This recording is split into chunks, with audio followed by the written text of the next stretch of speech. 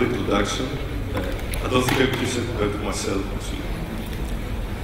I don't know Russian, so exactly. But anyway, my name is Patroklos, and I'm from Greece. And that's my first time in Moscow and Russia in general. And up until now, my experience has been great. Amazing. Okay, so just a few words about me. So I'm a researcher at Census. We do vulnerability research, reverse engineering, software development, and also we write a lot of code for these things. That are mostly internal. Sometimes we speak about them, sometimes we release them. Before that, I was doing like a PhD and a postdoc in Dublin, where I mostly applied cryptographic stuff. And most of this work that I'm going to talk about today has been after a lot of like experience and discussions with my friend Kuku, who together we write most exploits and we do like a vulnerability research together. But unfortunately, he couldn't attend because he's actually doing compulsory military service, which is still a thing in Greece. Okay, so that's like a warning. There are no pictures installed, no diagrams, no charts. There's almost no math, just some small stuff. And there's a lot of text. And I promise not to just read the slides, but explain. And also, that's what I'm going to talk about today. Is not like a complete like set of work it's like a work in progress. And as you will see, the kind of subject that it deals with means that it will always be a work in progress. Okay, so the outline is I'm going to give a quick introduction about what heap exploitation means and what is the motivation between the work. Some related work, some other people that can talk about related things. Then I'm going to quickly go through types and categories of heap bugs. Then I'm going to talk about heap attacks and how, based on these attacks, how can you abstract them and see them like in a more general way, and see them actually as primitives that can be used in other kind of scenarios and on other applications. And then I'm going to finish the talk with some thoughts about how we can model these primitives and how we can create a model that we can put the primitives in use that will help us understand new targets and new allocators. And maybe semi-automate the whole process. Okay, before, let me ask you, you all know what the heap is, right? Yeah, okay. So, how many of you know the different heap bugs, like heap overflows, use after freeze, dangling pointers, stuff like that? Yeah. Okay. How many of you have used like an exploit and are aware that it was like a heap exploit, like a heap buffer overflow or like a metadata corruption? Okay, how many of you have actually written a heap exploit in the last like 10 months or so? Okay. Okay, so heap bugs are the most common type of bugs. So if you look into an application, you see that it uses a lot of dynamic memory. So it doesn't have like static like buffers and stuff like that, but it uses malloc or related APIs to allocate dynamic memory. So if you're going to attack that allocator that the application uses, then we need to fully understand it. And that means understanding its metadata. The metadata are actually the data structures used by the allocator to manage dynamic memory. We also need to understand the algorithms that it implements, how it allocates and how it deallocates memory. We also need to understand how the application that we are targeting uses the internal allocator when it does that. For example, when we do something at the user level, what happens underneath it? Is there an allocation happening or a deallocation? And also, we need to understand how we can put data that we control on the heap And all of these, we need to view them in a way that we plan to put it in towards exploiting the application, right? To actually make it do something it wasn't supposed to do and break security boundary.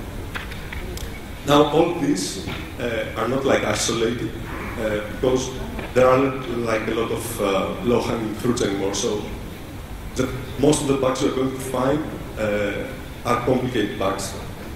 Very, very infrequently you will find like standard, like mem copy, heap buffer, all sorts of stuff. And also there is an increasing push by the vendors to implement exploitation mitigations, to make all of these things that I'm talking about here, that I have listed here, more difficult for you as an attacker. So that was the motivation, that it's difficult to understand an allocator and actually exploit it. And as I said, the trend in the industry that this becomes increasingly more complex and more hard. So what we need to do as attackers is to find ways to reduce the time required to understand an allocator and attack it. And I want to mention that my goal is not to do an academic exercise, right? It's not like to create a mathematical model that describes one or two allocators and put it out there and publish. That's not what I want to do. What I want to do is like create practical, reusable work, identify attack primitives that people that write exploits can use them either to make their life easier when they're looking at a new target, or to actually teach this stuff to new people that are not that do not have a lot of experience in this. Okay, so the traditional tool to tackle the complexity is abstraction. I mean, that's what you learn at Computer Science 101. And an example of that are the design patterns used in software engineering. So I'm sure most of you have heard of design patterns. So it's like they have identified, the software engineering industry have identified reusable solutions that can take, that other people can describe, that without thinking too much, if you understand the problem, then they give you like a reusable like solution to apply and solve the problem. So, okay, heap exploitation will be a bit more complicated than writing software, but the concept is the same, right? So we need to identify reusable solutions for heap exploitation. Okay, what I want to mention here is this. So when I'm talking about exploitation stock, I'm always going to refer to memory corruptions, right? So I'm not going to say anything about XSS or stuff like that. So you should always view it in the context of memory corruptions. A few words about other people who have tried to do some exploitation abstraction work. So I think it was in Black Hat Europe 2011. I heard Chris Valasek and Ryan Smith talk about how you attack modern applications and how they have like identified that there are techniques that can be reused and reused in various user-land targets. Mayhem then talked about this automated exploitation grand challenge. His goal is to identify vulnerabilities and write exploits for them with reduced human intervention. So basically, he identified categories of exploit primitives, both for heap vulnerabilities and other type of vulnerabilities. And basically, he models the heap as a probabilistic transition system. That means that he views it like he thinks that the heap, and he's right, there is such a pattern. So he tries to bring to light the hidden probabilistic regularity of the heap. So the heap may be non-deterministic, but it really isn't, right? There are some regular, there are some things that happen all the time. So he tries to identify the probabilities of that. And then basically what he does is he takes, he models the system and with a set of all possible random walks, and the exploitable heap states. And then he finds the random walks that lead to the states that are most helpful for exploitation. The word machine concept by Flake and Sergei Gratus. So basically what they're saying is that an application should be viewed like a state machine that transitions between states based on in and previous state. But when a memory corruption happens, then this state machine is corrupt, right? So you are now able, after the memory corruption, to reach states that the application developer haven't thought of.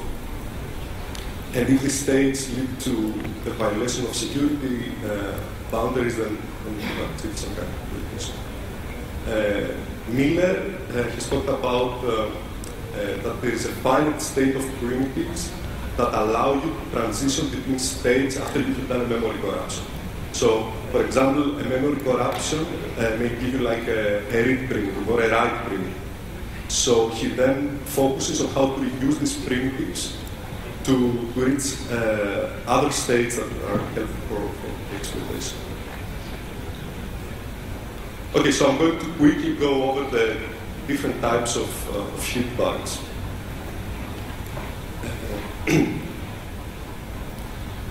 The buffer overflow, so you have a buffer allocated on the heap, usually through a malloc call or a new or something like that, C++.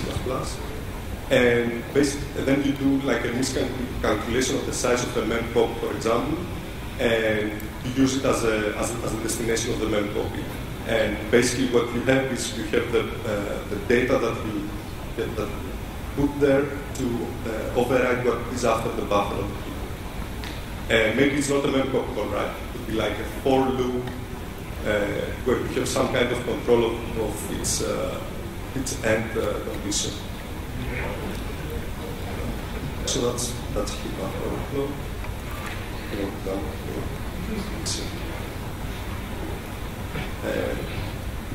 Dangling stale pointers. So this basically means that you have an allocated heap item like an object, for example.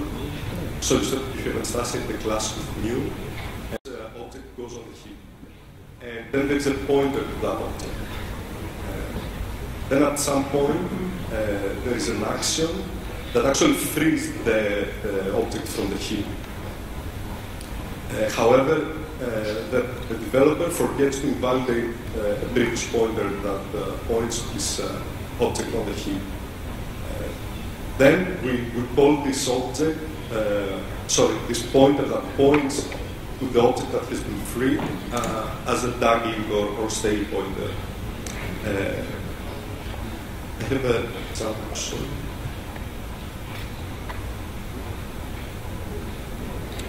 Okay, so that's a diagram, like a diagram I made from when I was looking at the J-malloc allocator. So just to give you a quick example. So here you have regions. You can think of regions as like heap slots, right? So the heap has been divided into slots, and then there have been allocations. So all these blue things here are objects, right, on the heap. And then you have pointers to them. Then you pose an action like a JavaScript call or like some network packet, or we're talking about the server. And then some of these objects are free, but the references to them still remain with the developer for getting to validate the pointers. So if you want to exploit that, basically you have to reclaim these free regions here that the reference still point. And then it depends on the bug how you're going to exploit that. So it depends on what object was there and what object was placed there. But that's the general.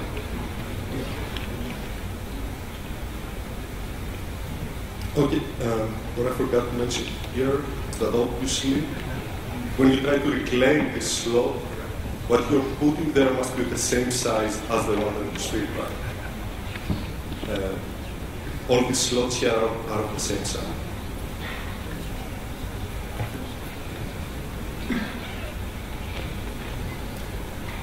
So, as I said, you have to reclaim that slot, right, that has been free.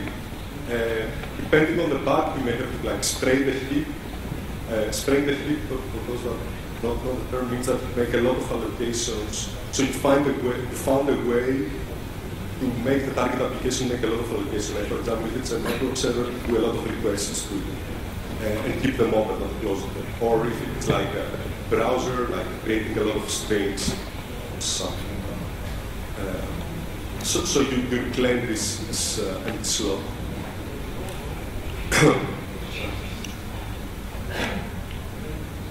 Okay, so what I'm saying here is that depending on what was there and what you placed there, that obviously affects how you can exploit. What's important here is that although and that's really the case here, it's very obvious in this diagram here. So you have freed the object from the heap and you still have a reference to it. And then basically you were fuzzing or something like that. Right? So you may not have a crash actually at this point because the dereference here doesn't point to unmarked memory. So these slots here may be marked as free, but they're not really unmarked because the whole page here that is divided into the slots is marked memory under the control of the algorithm. So that's important because sometimes you're not identifying things for the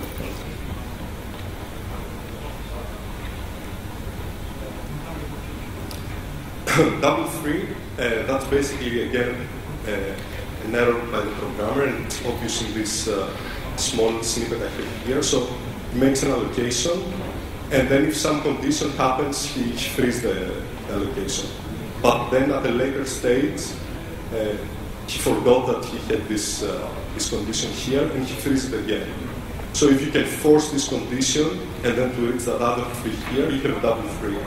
So depending on the allocator, this may be exploitable or not. So it may cause some corruption or not. So, for example, if it is a linked list allocator, like keeping the different regions in a linked list, then this probably leads to corruption of the metadata.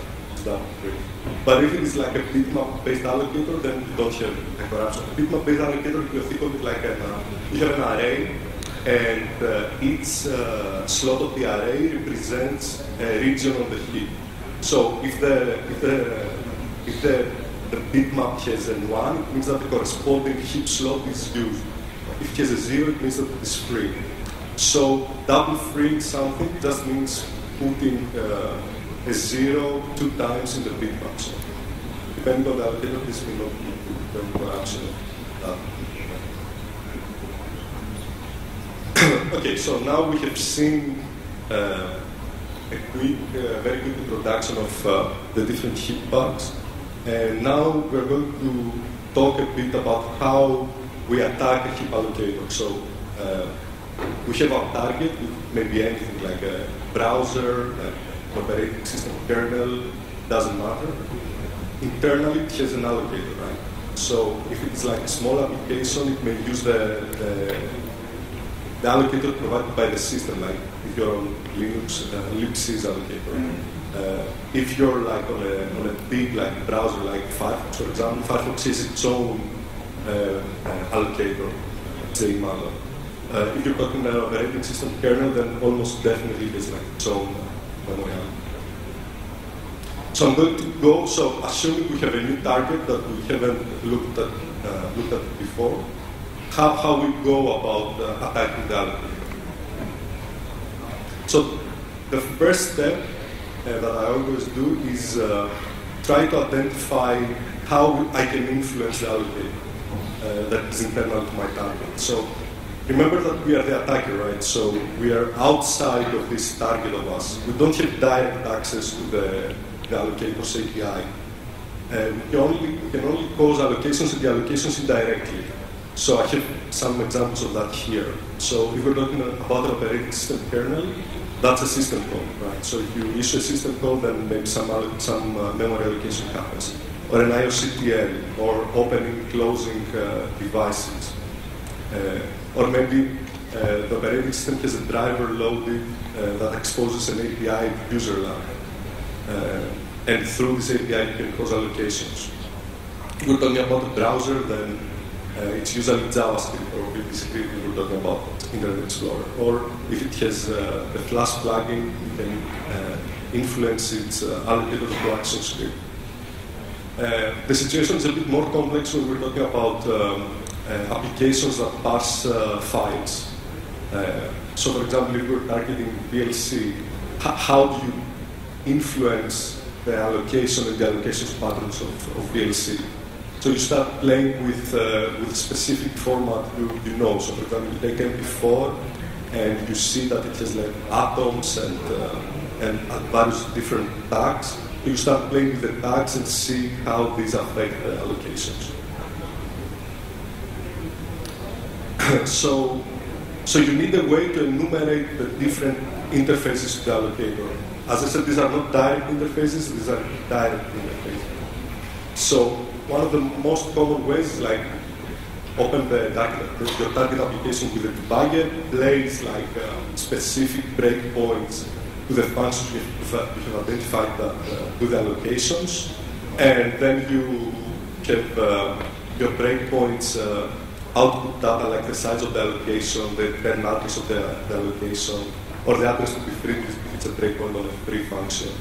And you can also take the backtrace of the allocation, which is very helpful, because if you have symbols, it may help you understand which actions that you took on the outer layer have caused this allocation to happen in the allocator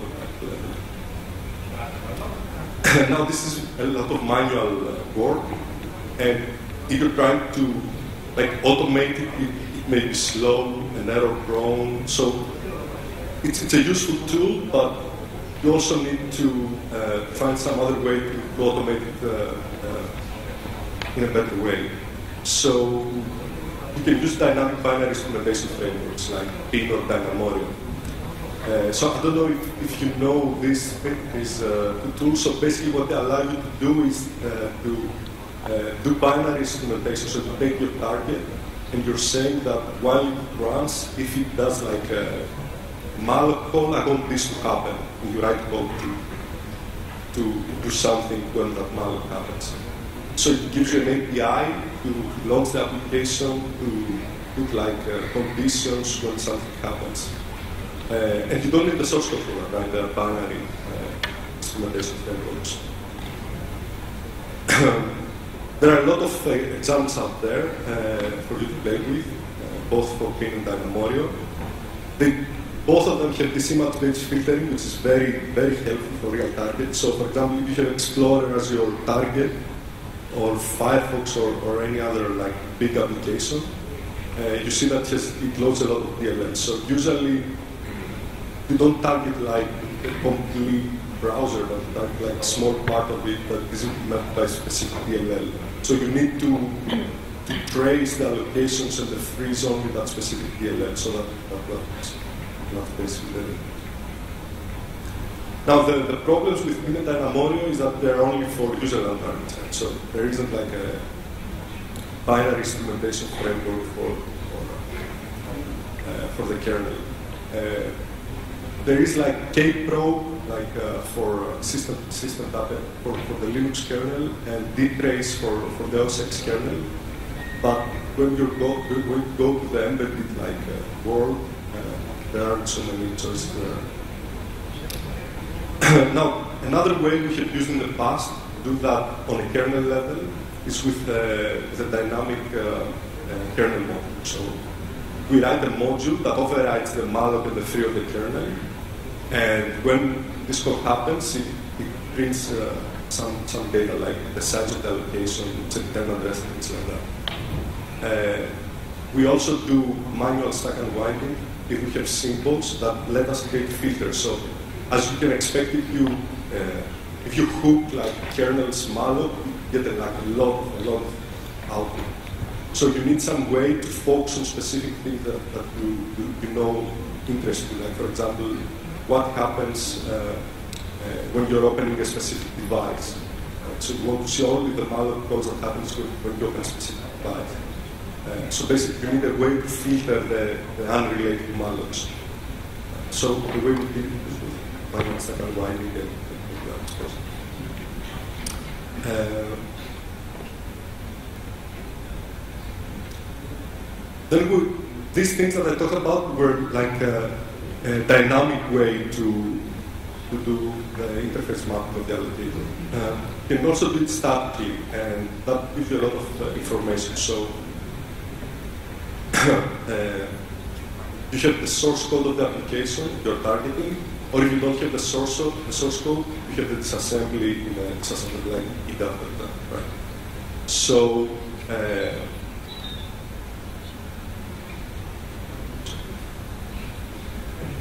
no, okay. What I want to say here is that you have the source code, or it's a binary application for which you have symbols. So now you have a way to find which objects and which stuff of the application are of what size. And this is really helpful to know, because as we have seen sometimes when you're doing an attack, you have to know what choices you have to put in a specific size slot.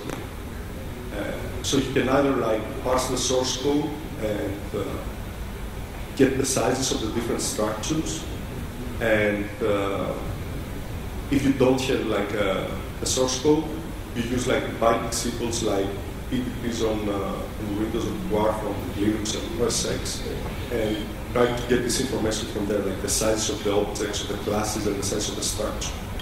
So on Microsoft platforms, you can parse PDP files with the DIA, the back interface access DLL, that exposes an API, it's kind of things to get information on the PDPs.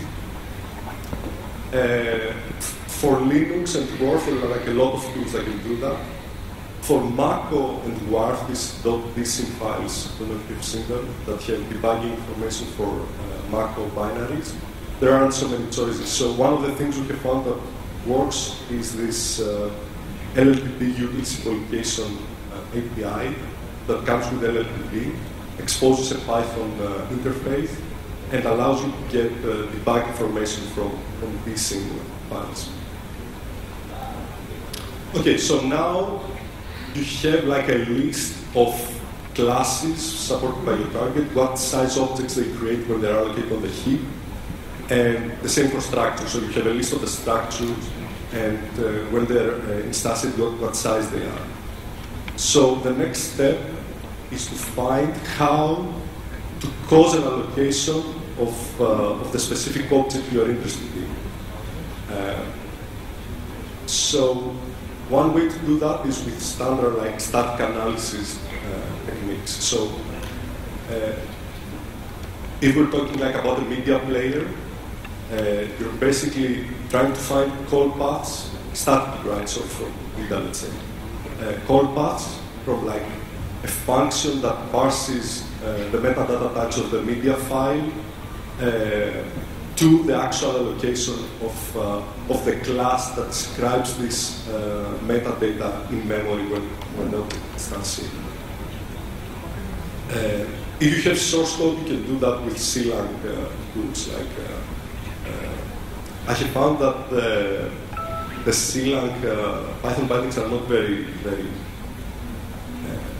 rich in the API. They don't give you a lot of functionality to play with, but the lib tooling CLang library and the CLang plugins, they give you everything you need to do this kind of thing.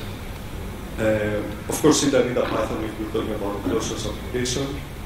I have to say that the way we do that in my team is that we don't do like any kind of fancy like path-sensitive analysis, right? So when we find a path, we don't actually check the different conditions of the path to see that how we can actually reach the allocation. So we basically use it like as a roadmap, right? Not like specific actual hard information that is true. It's just the paths that allows us to play at the higher layer of those allocations at the low level, at the allocator level. It's fast, but it's imprecise. So we don't do any kind of like symbolic or components. So, to summarize what we have said so far, so you're targeting your your new application that you haven't seen before that has an allocator that you haven't dealt with in the past. So you try to find how you can cause allocations, how you can cause frees, how you can cause allocations of specific sizes, and furthermore, how you can cause allocations of a specific like object or structure. So that's the primitives we have identified so far.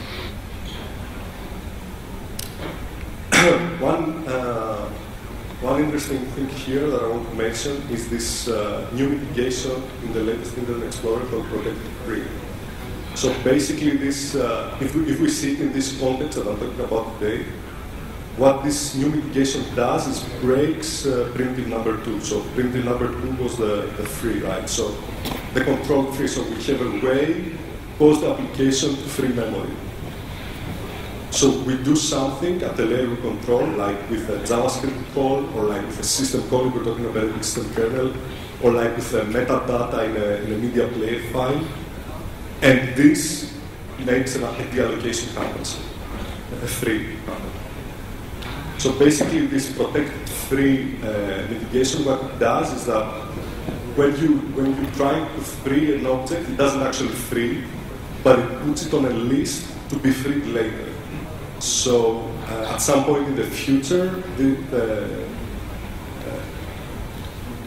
and if certain conditions happen, so for example, if there are like, I think more than 100,000 K on that list, then it goes and frees them.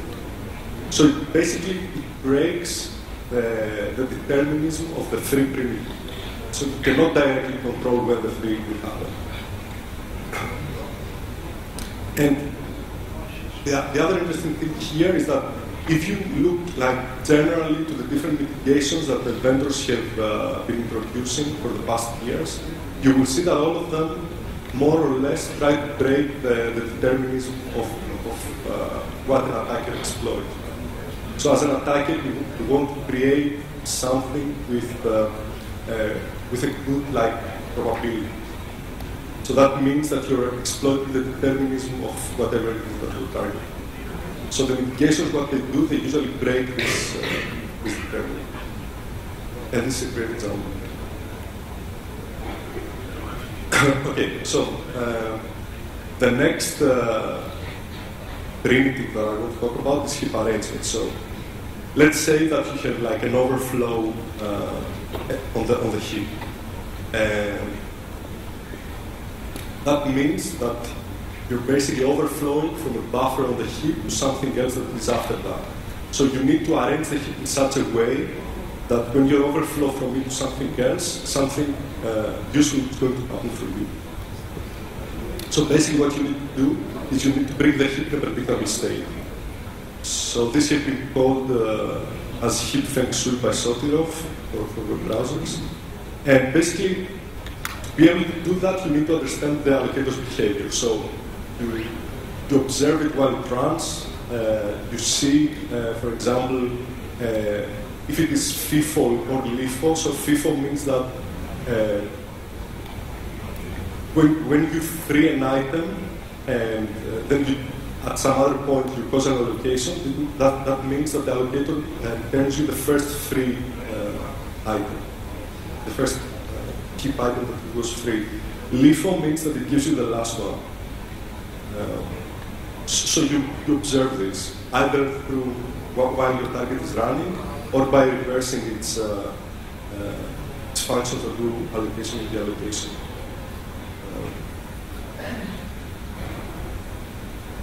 Okay, so you're attacking an application, right? So let's say it's a browser or an operating system. So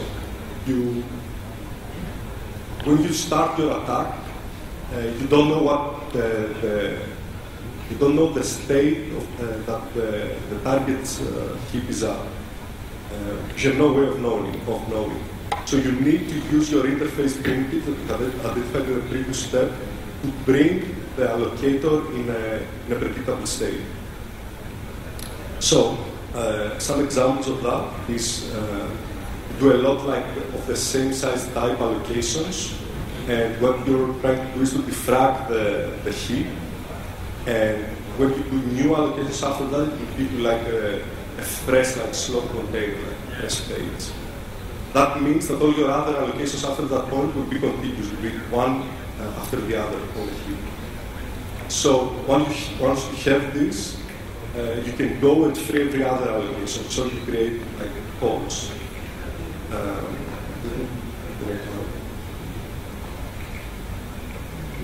Okay, so that's an example of this kind of heap arrangement on the J-malloc allocator. So you have these containers for heaps, for heap items or slots, right? It's here. And basically what you did at this first step is to do a lot of allocations of a specific object that you know has something interesting, like function pointer. And then at the second step, you go and free every other one. And so you have this kind of pattern now. Used, free, used, free, used, free.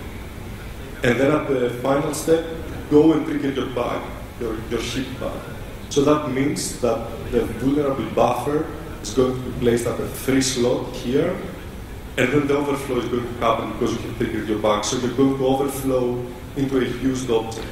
And as I said, this object would be like an object that has function pointers. So now you have overwritten a function pointer with data that you control. And so that's an example of this attack on the J-malloc allocator. I have another example here. This is of the sloop allocator that is in the Linux kernel. So at the first step here, you have no idea what state the heap is in, the kernel heap is in. So you go and do a lot of allocations, right? So now you have, the allocator has given you like a free page. And let's say by chance there is a used one here. Right? That's an example, all of them free. The thing is that you have made a lot of this allocation. Now, the good thing about Linux is that it has like a proc interface, so proc is like it's like a pseudo file system that gives you information about the kernel while the kernel is running. So you can actually ask through the proc interface the specific let's say container you're targeting of the specific size, how many items he has free, how many he has used. So at this point here, you know how many allocations to make. And so now you have so you made this, so the allocator has now given you a fresh page, right, with 3 slots. So you go and you do allocations of like a vulnerable object you identify, like, sorry, not a vulnerable object, an object that you identify has something useful, like a function pointer. So you make some allocations of that, but not like, you're not now trying to cover all the 3 slots, but just some of them. And then at the next step, so you get this pattern, right? So used, free, used, used. So you have at least 1 free, hopefully, if you haven't made a lot of them. And you know exactly how many to make, because proc can tell you that. And then you go at the last step and you make your heap, you trigger your heap buffer overflow. So now you get this free slot and you overflow from it to a used slot that is like an interesting object, like an object function. Of course, I mean, whether this kind of heap arrangement works or not for the target allocator is something that we need to study, right? So these are good techniques to know, and when you're investigating a new target, you try to recreate them. It doesn't even always work, but something similar will work. Let's summarize the new primitive we have seen. It's the force contiguous allocation, so you need to be able to make allocations that are one after the other. You need a way to make holes between them, and you need a way, of course, to reclaim the free slot. So this reclamation of the free slot, you have studied the allocator. You've seen, like, for example, a system call creates a specific allocation of a specific structure that goes with a specific size slot or Now, the other application that is included in the latest Internet Explorer breaks this 7th primitive here.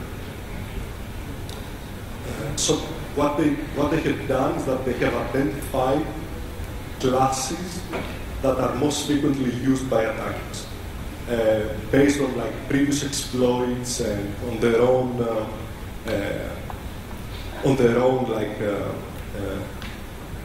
knowledge of Internet Explorer internals. So they have said that these classes are dangerous.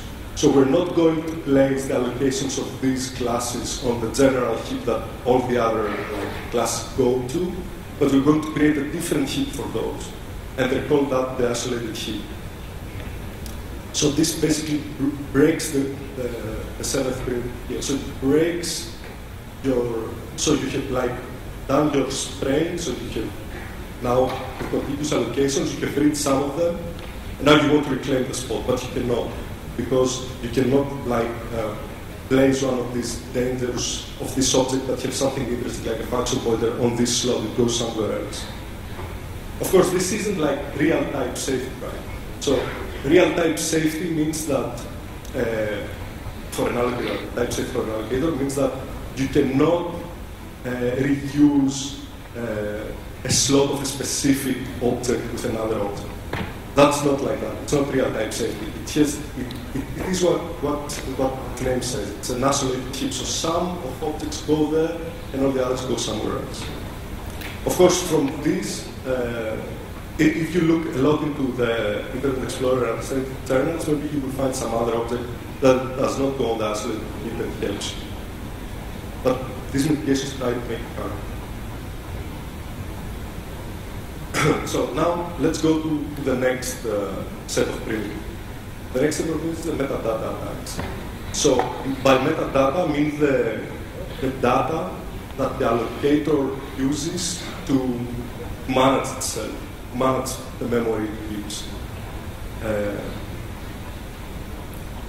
So basically, what you want to do with the other primitives we have talked about up to this point, what you want to do is you want to place free slots that you're going to reclaim with like a heap buffer overflow next to metadata of the allocator.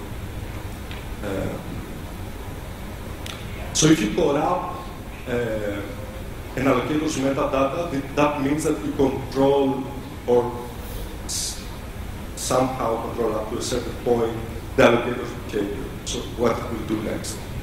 Of course, these are highly specific to your allocator, right? So you need to start the allocator, you need to see what metadata it uses, you need to see if these are somewhere near like the user data, like when you do like something that will interface with the allocator, it goes, if there is like possibility of overflow, things like that. The truth is that most allocators out there follow similar designs. So the experience has shown that different allocators from like completely different like things behave the same way, and you can reuse this kind of attacks.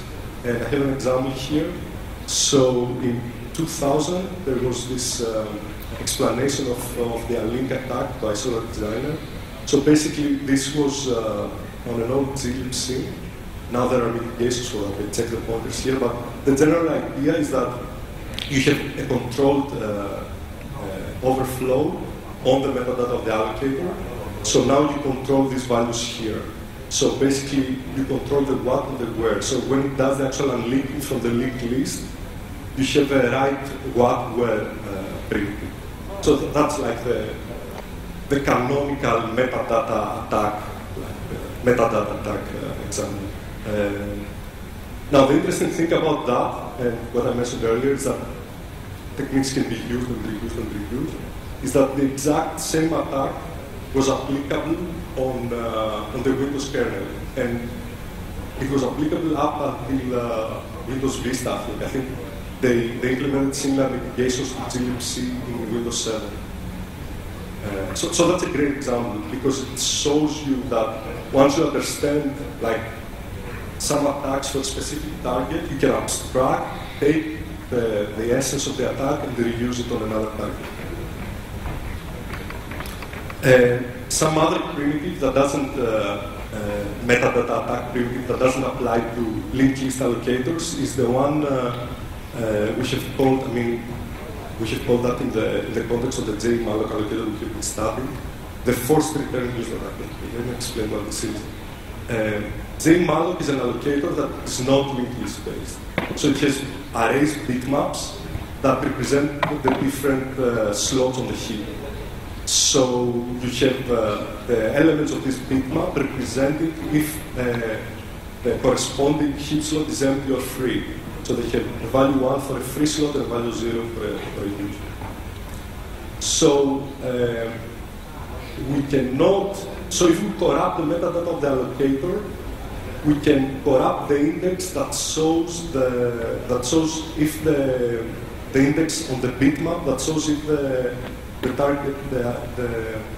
slot is used or not.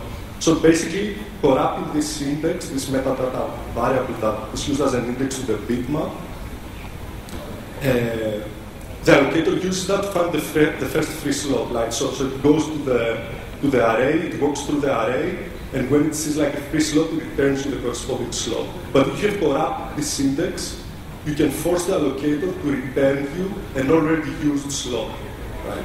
So you make the allocator, instead of returning you like a free slot, to return to you a slot that it's already using for something.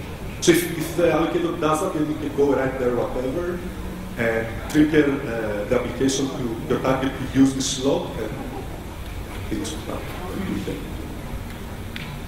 Another attack that is I like very much, and it's actually still very valid, has been patched, is the House of Force. Now this, I think it was 2004, I think, or something like that. There was this backtrack post about ways to attack the glibc allocator, the glibc malloc implementation. This was like a very detailed explanation, but it was just textual explanation. There were no snippets of code or things like that. It was great work, and a lot of people after that started studying it and writing other papers that explained it in more detail and with specific examples. The vendors, I mean, the guys that maintain glibc, have started gradually to, after they have seen a real attacks against the allocator that use these techniques from malloc qualifier, to actually patch glibc. So I think at this point all of them have been patched except House of Force.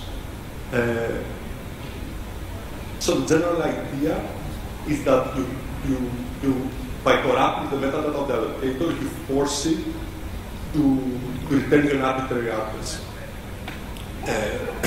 So that's really useful because you can make it like return like a PLT or something like that, and override the function that's going to call. I will go quickly how this can happen, but it's very specific to glibc. The general idea is that in glibc, with the glibc malloc implementation, there's like a top chunk that represents the whole heap. This is of a specific size, though, right? A specific small size that is decided when the allocator is instantiated. When you make a request to the allocator, it goes and checks the size that it requested with the size that is specified in the top chunk. So if the size you have requested is smaller than the size of the top chunk, then the top chunk is split in two. It gives you the size that you want, the split part that satisfies your request, and then the other split part becomes the top chunk, the new top chunk. But if it is bigger, then it grows the top chunk and then again splits it. So basically, if you have a way to corrupt the size that specifies it in the top chunk, then what you can do is make this size very big, and when you go and request a new size, you make it very big, and this size influences the address that's going to be returned. But since you have corrupted the size, the check that does see if it is smaller doesn't work. So it gives you like an arbitrary address that you control through the size of the allocation request. And as you said, you can calculate exactly the address that you're going to return to, so you can choose whatever you want over there. Okay, so let's try to extract the primitives of this. We have the unlinked primitive that's applicable to linked list allocators. We have the force return used, which basically you force the allocator to return to you a slot that is already used. And then you have the force return arbitrary, to force the allocator to return an arbitrary address as the actual, as the free slot that it thinks that's actually an arbitrary address.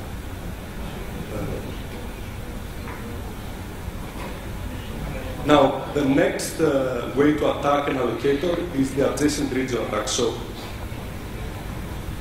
through these mitigations that have been introduced and are always introduced, basically you lose some of the capabilities or to attack the metadata of the allocator. So now you have to go and see the actual application that you're targeting, if it has like interesting things that can be overridden.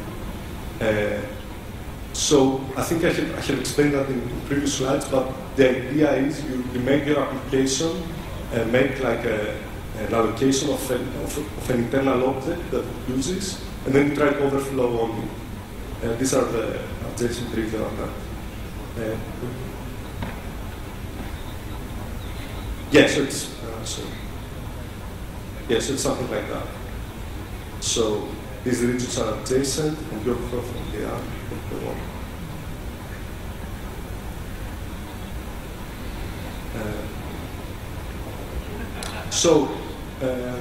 This slide basically says what I was talking about.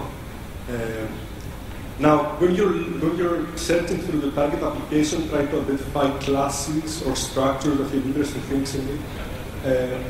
The canonical ways to try to find function pointers, but this is not only the interesting thing. It could be X, right? It could be anything. Like, for example, it could be like an array object. So if you overflow its size field, the index to the array, you can place it wherever you want. Or a vector or something like that. Like, for example, the attacks you have seen on the flash plugins memory allocator that play with this thing. They corrupt the size of the vector object to get arbitrarily right. Now, the interesting thing about this is that page heap, if your target is Windows, can help a lot with that. So, let's say you have identified your target object. Okay, not of that. Okay, I have a lot of things to talk about, but I'll go through them very quickly. Okay, so the general idea here is that you place something interesting on the heap and then you overflow on it, and you need to find this interesting thing by looking through your target.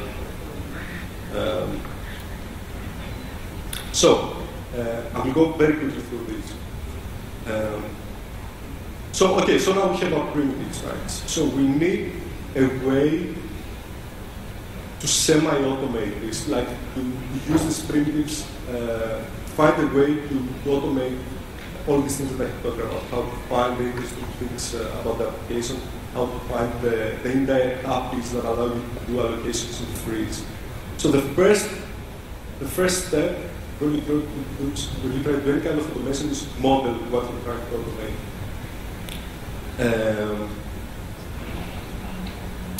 But there is like a trap there. So if you model like a specific allocator, then how do you know that this model applies to another allocator? Most probably you know.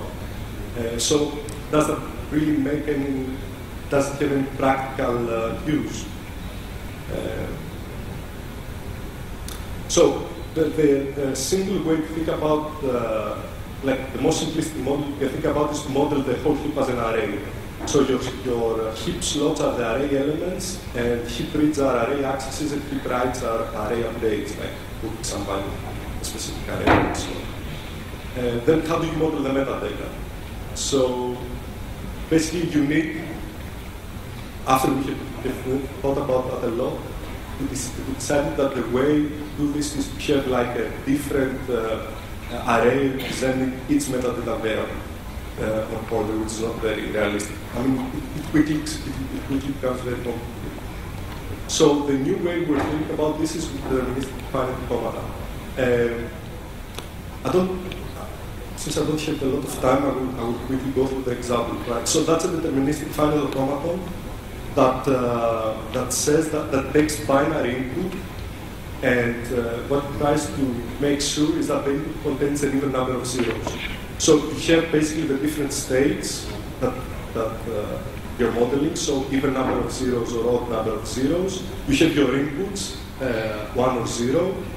You have your start state, even zeros, let's say. You have your final state, and then you have the set of transitions, the set of functions that describe the transitions between the states. So this table here does that, describes these functions, these transitions. So it says basically that if you're at state 1 and you get a 0, you get to state 2. So if you have even zeros and you get a 0, you get to the state of 0.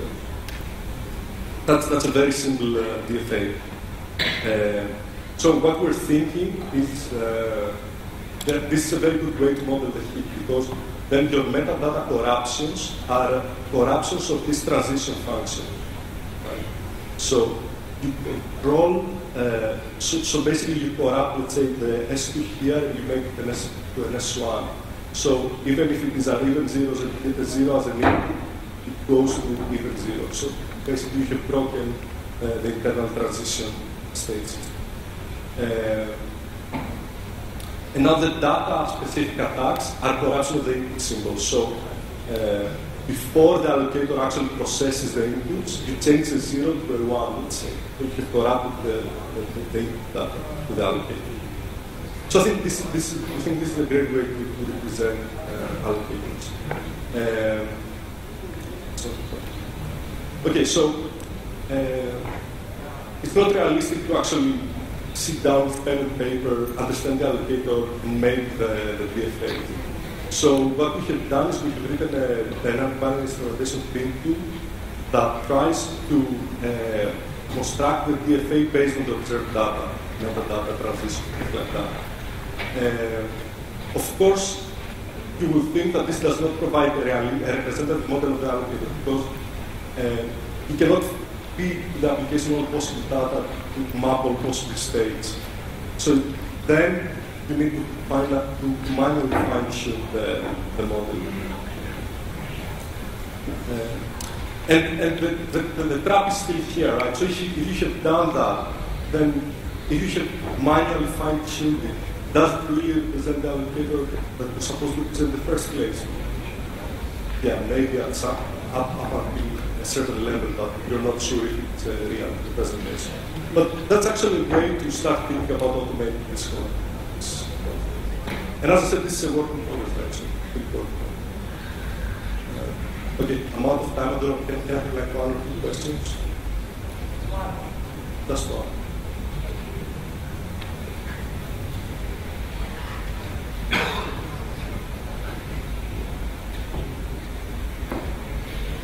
Okay, let's not take it all time. If you have any questions, I'll have to ask them. Just catch me offline. Thank you.